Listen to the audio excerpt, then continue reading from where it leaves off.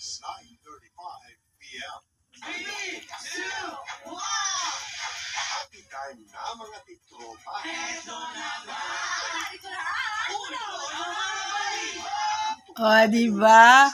Abang manood ka ng unang hirit.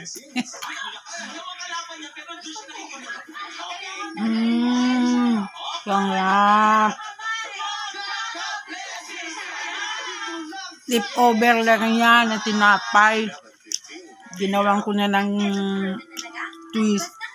Kasi sayang naman. Sino gusto makasama mo? Hap. Mag-e-ed na raw palang mundo. 24/7 again, 9:30 a.m. Leading na inakalang menopause lang, cervical cancer na pala. Panoorin ang kwento ni Malu sa Hiling Galing sa TV. Yung kapihan ko, ah. Umaga, Sabado. Ang laki niyan. Pero hindi naman puno yan. Gawin dito lang.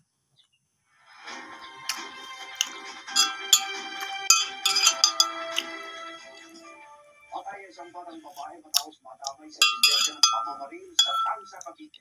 Ayon sa Tansa Municipal Police, tinamaan sa likuran ng bata ng baril ng suspect na nakilala sa pangalan Grabe. Jojo. Grabe yung balita. Alit niyang si Marvin Cortez.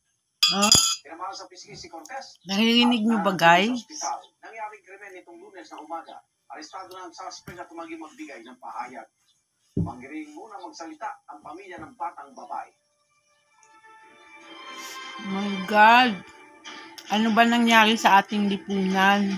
Sa Sugpon, Ilocos Sur, patay at dalawang construction worker matapos matabunan ng gumuhong lupa mula sa bundok. Ang sarap. Sabi ng pulisya, may isinasagawang road widening sa lugar kaya kinailangan tibagin ang bahagi ng bundok. Nag-ooperate daw noon ng backhoe si Joseph Ramirez habang nasa gilid ng bundok si Ricardo Bayan nang mangyari ang insidente. Ayun yung aking TV, maliit. Bago nakuha ang katawan ng dalawa. Ang National Government na may hawak ng proyekto na tumulong sa mga naulila ng dalawang trabahador. Pansamantala munang isinara ang construction site. Ang sarap, guys. dahil sa insidente. Try nyo.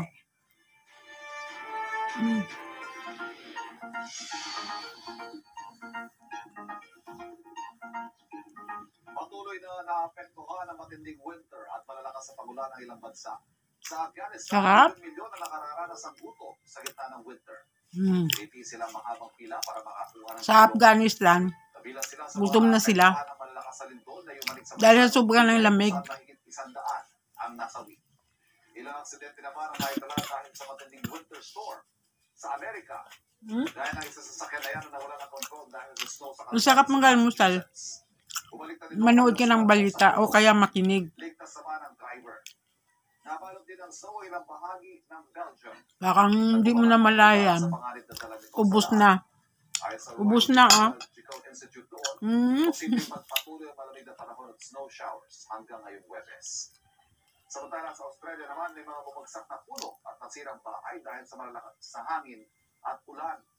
Libo-libong bahay at negosyo ang apektado at nawalan ng kuryente.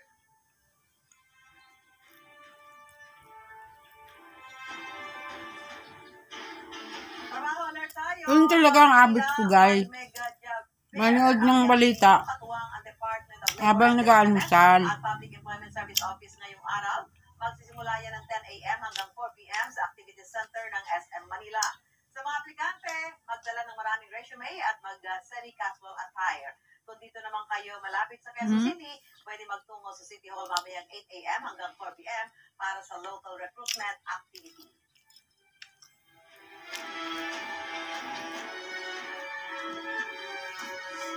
I-try nyo to. Masarap.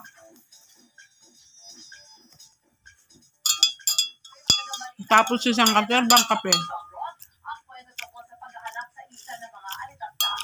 Yes! So, papanood na 2023 Metro Manila Film Festival Best Picture ng Firefly sa ilang sinehan sa Dubai, Abu Dhabi at iba pang lugar sa United Arab Emirates simula ngayong araw. Mapapanood din ang Firefly sa California sa Amerika. Sa January 30 hanggang February 2 naman ang screening niya.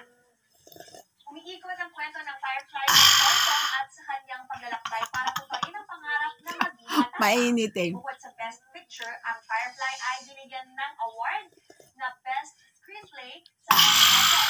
At itinanghal na Best Child Performer ang bidang si Yuen Mikael. Ang Firefly ay produced host ng GMA Business at GMA Public Affairs. Congrats! Congrats! Para sa mga kapusa abroad.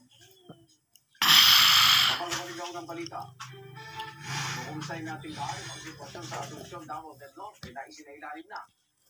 Hello guys, welcome to my vlog. Hello vlog, welcome to my guys. Si Bubong Vlogger nga pala. Kasi, ganito yun.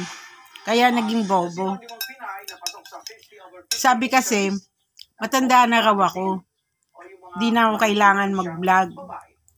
Hindi ko na kayang hintayin na makakasahod pa ako kay Reels at kay YouTube.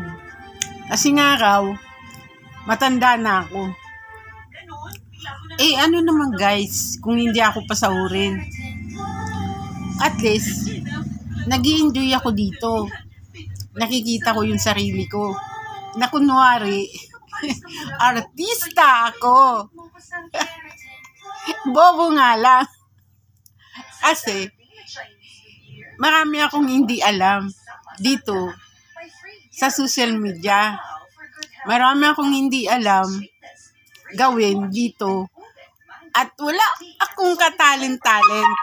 O, diba? Puro pakyut lang naman daw ang alam ko. Eh, kasi nga, matanda na ako. Sana kung bata pa raw ako, kumalat sa social media, baka raw, matagal na ako nakasahod. Pulang daw ang gastos ang gagawin ko dito. Guys, gastos. Load, internet, wifi, kung ano-ano. Sa totoo lang, hindi ko na mabilang yung nagastos ko magmula ng 2016. Nagpo-post na. Dati nagpo-post pa lang ako. Ngayon, nung 2017,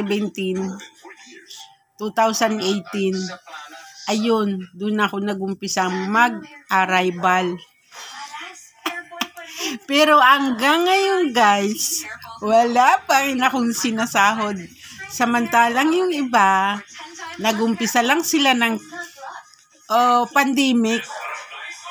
Daan-daan ang sinasahod. Pero ako, puro lang hold on.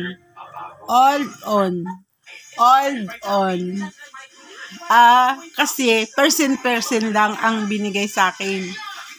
Kasi nga wala akong katalent-talent. O, diba guys? At saka, pasensya na kayo kung lagi ako nandito. Kasi, eto yon, naka-open ang aking dashboard. Kasi umaasa rin ako, nasa sahod ako. O, diba?